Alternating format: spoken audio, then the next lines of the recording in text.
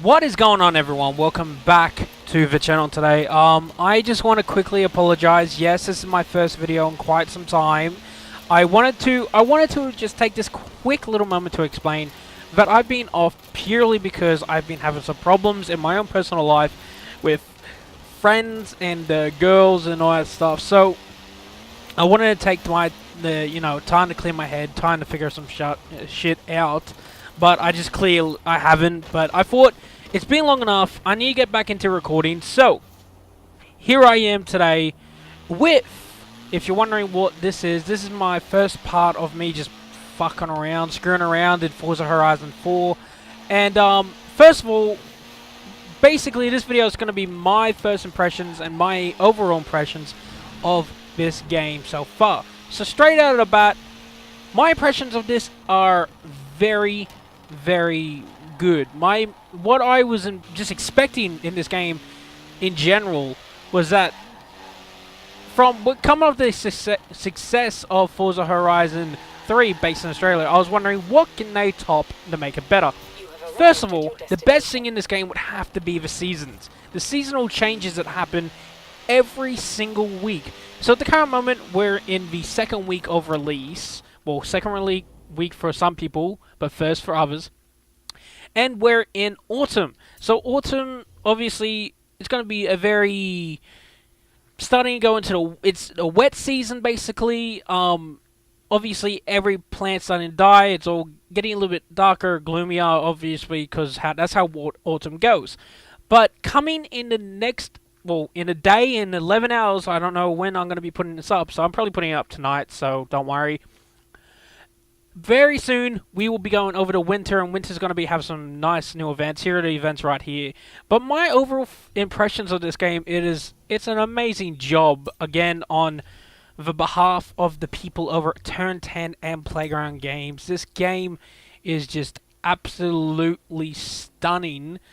I am seriously happy with what they have achieved in this game. I'm going to also quickly just go start up a race. I like the Rallycross. The Rallycross ones are really, really fun, so I recommend doing them. But my overall impressions of this game is it is really well done. The scenery itself is beautiful.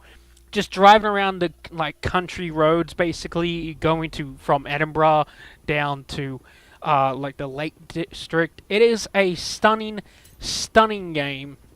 If you haven't picked it up, if you own an Xbox One or a Microsoft PC or computer, pick it up. It is only exclusively for Xbox and Microsoft PC owners. I do recommend picking it up. It is a very, very intense and fun game, especially if you're not into the sim-style racing that we get from the Motorsports franchise. So this is a good change. This is the franchise that got me into Forza. This is the Horizon franchise got me into Forza. So it is a very good game to start on with. Now, I bet most of you guys are like, well, Shell, how's it different to all the other Horizon games or Motorsport games? Well, first of all, just the open world aspect is completely different to the Motorsport games, because Motorsport focuses more on the sim-styled racing, so racing around a track, seeing what timing get what place. This, on the other hand, is it is still got that sim style of Motorsports, but it just gives it a more fun, more fun aspect of, hey, you're in an open world now. You can do whatever you want. You can go anywhere you want. You can set up these events. You can make your own events. It's something that I really enjoy, because my preference on gaming are more towards open world and more, how do I put it, more adventurous games. Don't get me wrong, I love the Motorsports franchise. I do enjoy myself some track racing, because it opens up a whole new door of now. We've gone from this epic, cool, free roam area to more of a competitive, edged racing scene, which I do enjoy a lot. But like I said, my personal preference on games are open world, so this is one of the reasons I really enjoy the Horizon franchise. Also, with on the topic of what's so impressive in this game is the catalog of cars that you can acquire. There is over 450 cars, and yet there are more to come because of car pass owners and such other things as that. As in expansion packs, there is officially going to be 2 expansion packs for this game. There are also going to be several new cars being released every week. So 2 cars will be released every week with the if you have the car pass. It is a very cool aspect they've now incorporated. I don't know if they're going to transfer it over to the next motorsports game. I hope they do, because it's a really cool idea, releasing 2 cars every week. The only other game I can really think that is doing that at the current moment, actually I can't. I know for a fact that the Crew 2 releases 2 cars every month. I know that, but that isn't as frequent as what Forza is currently accomplishing in this game. Another system that, thing that just recently has been added to the Horizon franchise is the addition of houses. So you can go in and buy your own houses. Basically, you don't walk around in them. All they are is basically like a little hub for you to go in, swap around your car, upgrade your car, paint your car, do anything to your car. You can also customize your character, because in this game you do have customizations options for characters.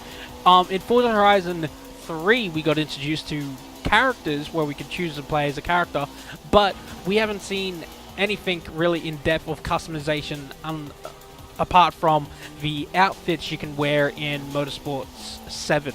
That's about the only other customization we've seen from the franchise. But in this game, customization is a lot more in depth. You can change your t-shirt, your jumper, your hat, your glasses, your pants, your shoes. You can even have outfits. You can wear a chicken outfit. It's really, really in depth in what is going on with this franchise and what the direction they're going to be taking it. Probably for the next couple of games in the next couple of years. So it is really, really good to see that this is the direction they're taking it. This is what they want us to see, and the feedback I've been hearing so far is that it is incredible how much they put into such what people would say a small game in comparison to other open world games such as GTA and all that stuff. But keep in mind, like, this game is more focused on the cars and more for the point of racing, but there is still that, as you know, exploring aspect and other aspects as that. So apart from that, like, there's not much else I can really say. For my personal opinion in this game, if I could rate this, if I was on like IGN or anything and I was the one choosing to rate this, I would rate this a 10 out of 10, purely because this has jam-packed a lot more details, more adventure, more equipment, more everything into this singular game than it has in previous generations of the game itself. Like I said, like, cars, so much more. Like, every game has always added more and more cars. Like, I believe Forza Horizon 3 had like over 350. Now we've got 450 just in this game alone. It is incredible, and this touch on that, like, majority of cars you get in this game are just incredible. The customizations to these cars can be absolutely amazing, along with the addition of James Bond cars, because they've done a partnership with that, so you would get classic James Bond cars, and they all have their own little upgrades. I might actually use a James Bond car. I've not used this yet, so I might jump in this. It's amazing. Like I said, if you haven't picked up this game yet and you've been wanting to, I highly recommend going for it, having fun with it. I might as well turn this into a review now. Like, I am giving my personal opinion and giving it a review in some aspects. So this game has so much to offer. Like, also, if you played other previous Forza games, the classic barn finds are back. They're a staple of the franchise, I believe, so they are not going anywhere. But really, I guess that's all I can really say about Forza Horizon 4 as a whole. There's so much to do, so much to see. There's so many locations. There's, I don't know the actual name of it. It's like a horse on a hill kind of thing. I think a lot of British people will know this, and Scottish people. So I don't know the proper name of it. So there's that. There's also, like I said, the town, a city. What was it called again? Shit. But anyway, like, this game is just stunning. And like I said, I didn't actually mention this, but I said that the seasons do make a difference. Like, the seasons are going to make a difference in this game. Like, this week is, like I said, autumn, but it'll be ending very soon. So every season will impact on what you do. So like I said, autumn being the rainy type of season, it will be bringing a lot of rain, and the grip of the ground, which will actually impact your overall driving, will matter in different seasons. Like in summer, your tires will be really grippy because the road is hot. Spring, I think that's the same concept with spring. Autumn, your grip isn't going to be too strong because the ground is going to be cold and wet. And then you got winter. Holy Christ, winter. Winter is going to be one of the biggest impacts, I believe, on the world, purely because each season, like I said, lasts for a week. But winter, what winter's going to bring is so many more challenges and so much more fun. Because with winter, you're going to be driving along icy roads. So some roads will be nice and dry sometimes, like this road I'm on now. But others will be caked in snow, and you will lose all grip. Like, I mean all grip, unless you have snow tires on, which are a big thing when it comes to winter.